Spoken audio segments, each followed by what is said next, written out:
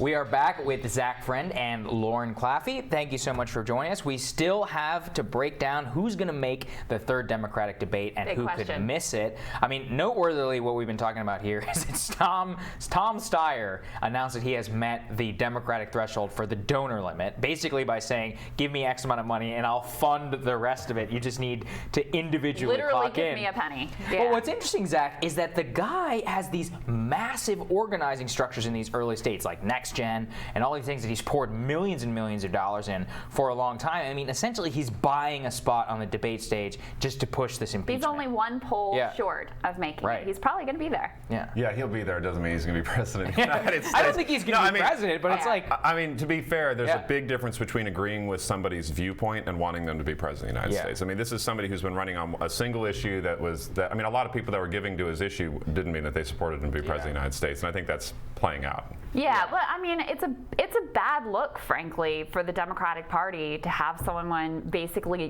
buying their way onto the debate stage when you have a whole lot of other candidates who are more established, who are, have more of a record that they bring to the table, who aren't going to be there. Yeah, absolutely. And I think it runs counter to everything the Democrats say that they stand for, right? I mean, if you had a lot of the candidates come out, especially Warren and Bernie Sanders, say we don't want billionaires in this debate, we can't buy our way in. But, especially when the DNC had a lot of accusations of corruption with the Bernie Sanders supporters for this last round with, anointing Hillary Clinton and not having an open debate. And now they are having an open debate, an open primary, and somebody's buying their way onto the debate stage. It doesn't look good. Yeah, by the way, he has spent more money on digital ads than anyone else, including President Trump.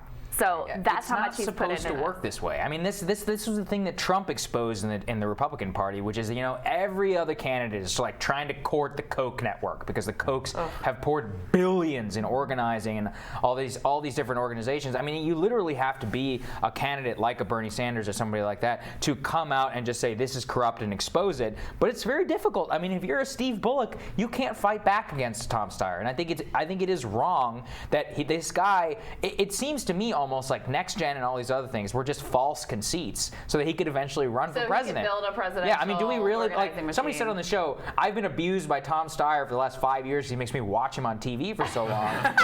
It's pretty clear. It's pretty clear to me, Zach, that the guy has just been wanting to run for president. Impeachment is just a false conceit. We're just mad that he's not spending any of his ad dollars here. Yeah, I know. Please come and sponsor this show. Go ahead. Well, he wanted to run for governor of California. We can't forget that. He's been wanting to run for something. He wanted to have a national platform, and he really hasn't been able to do it other than on this one issue. I totally agree with you, by the way, Lauren, that the issue is it's an easy-to-game system. I mean, I totally understand the DNC's thought process, get a lot of individual donors, but if you have a huge network that can give you $1 each, then that's one thing. So it supports the ground game of, say, a Warren or a Sanders who can get that kind of grassroots deal, but it also supports somebody who can buy their way on. So let's take a look at who has made the stage. I think we have a graphic made. We've got 9 in at this point. There you got Biden, Booker, Buttigieg, Harris. The most recent one to make it in was Andrew Yang, as we were just discussing. Tom Steyer is the closest. He just lacks 1 poll. The other candidates who are on the bubble right now, Julian Castro has met the donor requirement, but I think is also 1 poll short of that requirement. Tulsi Gabbard has met the donor requirement, but doesn't have the poll numbers yet. Zach, who do you think is going to be? Is anyone else going to get added here? Do you think Julian's going to make it in? I think that Julian might. I don't think that Kirsten Gillibrand will. Unfortunately, she just doesn't have the time. And same thing with Tulsi, and that's unfortunate. We're getting close here. Yeah, we are getting very close, and I think that they have an important voice that they could bring, especially Senator Gillibrand. But I think it's unfortunate she won't be on the stage when somebody basically did buy their way on. Yeah, I mean, I'm sad to not see Tulsi Gabbard up there because I think she has a very unique critique of American power in the world that deserves a hearing, whether you agree with it or not. Who do you think is going to make the cut, Lauren? Yeah, I think it's going to be Tom Steyer. I think Julian Castro will. He's come out really hard this week on some of his social media and media pushes and going hard against President Trump. It's an obvious last-ditch effort to, get that last poll in. So I think that he will probably end up on the debate stage, like just sneaking through. But I agree. It's kind of sad to see some of these folks exit so early. But at the same time, from viewer fatigue, I am very grateful to have less people on the stage as quickly as possible. I kind of enjoy it. I kind of enjoy it, but at the same time, I have complained on both times on the show. I am so annoyed whenever I see like the Bernie Sanders split up from Joe Biden or Elizabeth Warren. I mean, what we want to see is Elizabeth Warren, Bernie Sanders, and Kamala Harris and Biden all on the same stage. Like, I don't know why that's so much to ask, and I really do want to see those conflicting worldviews, because that's what this primary is about. And look, it's all kumbaya, giving everybody their moment on the stage, but look, I mean, Zach, when we're in a moment where Tom Steyer can buy his thing on the debate stage, then I think it's wrong, and everybody just wants to see those top-tier candidates go at each other. I do think, actually, at least Democratic primary voters are ready to see the top tier. I would actually add Pete Buttigieg in there, into that list as well. People like having him on the debate stage. He has something to offer. With that said, we're a big tent party. We like to have everybody's viewpoint raised, but what I don't like are debates that are just set up for, he said this, she said this, you respond to that. That was not a real wonderful setup the last time through. I don't think it added a lot. Sure, Delaney is not. It's not going to be Delaney-centric debate this time. So that's well, and that's my other question. So there's rumors now that Hickenlooper may be about to drop out and jump into the Senate race in Colorado. In my view, that's what he probably should have done from the jump. But anyway, that may be happening. For some of these other candidates, though, Zach, if they don't make the debate stage, let's say some of the people on the bubble, like a Tulsi Gabbard or Julian Castro, if he doesn't make it in. There's another debate in October. They'd have the chance, to then qualify for that one if they could get the poll numbers together before then. What is the path forward? Do you think that a lot of these candidates stay in, or do you think we start to see folks dropping out? I think that some of those do stay in, actually, because I think that they have a reason to stay in, just to continue to have their voice. I mean, they're not going to be president. I mean, I think realistically, there has to be a little bit of self-reflection. You surround yourself in these campaigns. We've all worked on them with people that tell you you're amazing and tell you have a chance, but realistically, those aren't true. And in this case, most of these people are not going to be top-tier candidates, but they still have an important voice to add to the overall debate. But then there's people even beyond the bubble that have absolutely no business being in. Governor Hickenlooper happens to be one of those people, and if he's watching this, run for Senate in the state of Colorado, because that will actually serve a greater purpose for the United States. The opportunity. What about Beto? I think he's still got an opportunity to 4% have his voice right now. Yeah, but that's the thing. Is like Beto. I think Steve Rourke too, right? Steve Bullock as well. They were like, hey, look, like you could probably run and might win in Montana.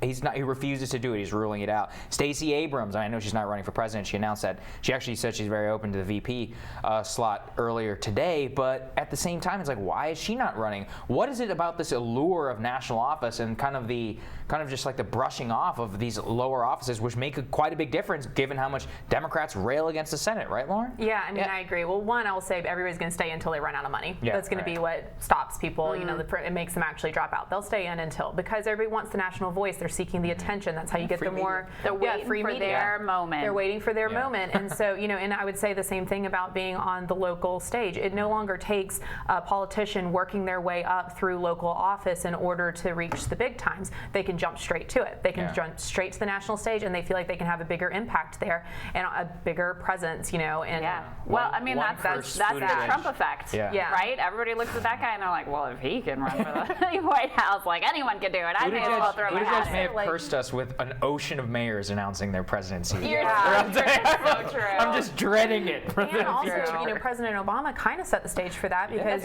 he jumped very quickly from local community organizer to the Senate. Wasn't in the Senate that long, then ran and won the presidency. So I mean, this has been a trend in politics for a while now, that you really don't have to sit there and be a 5-term congressman and then a senator in order to run for president. I'm okay with that. I don't believe in people waiting their turn, quote unquote. When I ran for Congress when I was 27, I was not waiting my turn, right? But I do think, Zach, there is this dynamic on the Democratic side where everyone is dying for who is the next Obama, right? They're projecting onto all these, like, who is it? Who's going to break out? Who's going to be the next Obama?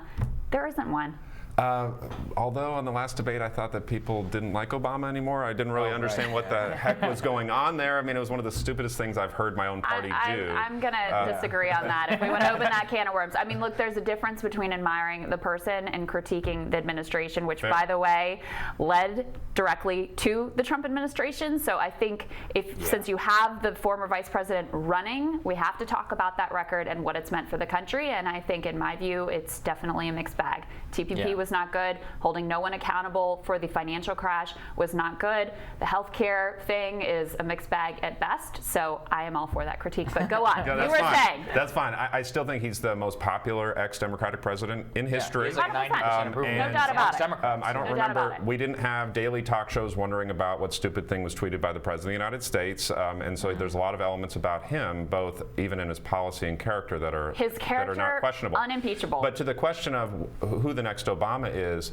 Obama was a Rorschach test when he ran in 2008. Different people saw what they wanted to see in him. A lot of Republicans saw somebody that they could trust as a moderate running, and a lot of liberals saw somebody that they thought would be revolutionary. Who he was is up to you to make an individual determination of who he was. Because I think he had this, everybody saw who they wanted to, he ended up letting people down unfairly. It was their own judgment of who they thought he was. I never saw the person change that I worked with from 2007 to 2008 all the way through 2016. Fundamentally, I didn't. He was the same person to me. No, he was a centrist that was projected really by Republicans, this like revolutionary thing, because he looked different and had a different background than what any other president had had. Obviously, it was, oh my God, he's going to totally fundamentally transform America. I wish he was more committed to fundamentally transforming America versus going back time and time and again for a grand bargain to cut Social Security with Republicans who had no interest in working with him. But I didn't intend to get down into the legacy conversation here, Zach. She's stealing all my time. I was like, interesting. This is interesting. No, but I mean, still, I think that that's going to be, going back to the debates, I think that's going to be an interesting dynamic for this, because you've heard Andrew Yang and some of these other folks be like, this reality TV show with the debates is not the actual conversations that we're having with voters on the ground. And I think even the Obama argument is a testament to that, because nobody's going back, in the primaries, when they're going and doing the glad handing with the voters, they're not going out and debating Obama's policies. They're like, yeah, Obama was great, but what are we going to do about Trump? Right. What are we going to do to move the party forward? And so, I think that type of debate, theatrics is going to be something that you have the voters really pushing back on some point. And I'll be curious to see if ABC handles it a little differently than CNN did. I actually thought that moment with Andrew Yang was one of the more important. It was one of my favorite moments throughout the entire debate. Yeah, well, thank you so much to both of you joining us. Just like us. Thanks, guys. Tomorrow on Rising, flight attendant union leader Sarah Nelson pushes back on the idea that Medicare for all is bad for unions. And for the opposite view, Federalist senior contributor Chris Jacobs discusses the case against single payer, which he lays out in his latest book. We'll see you tomorrow. Don't forget to hit subscribe. Indeed. Have a great day.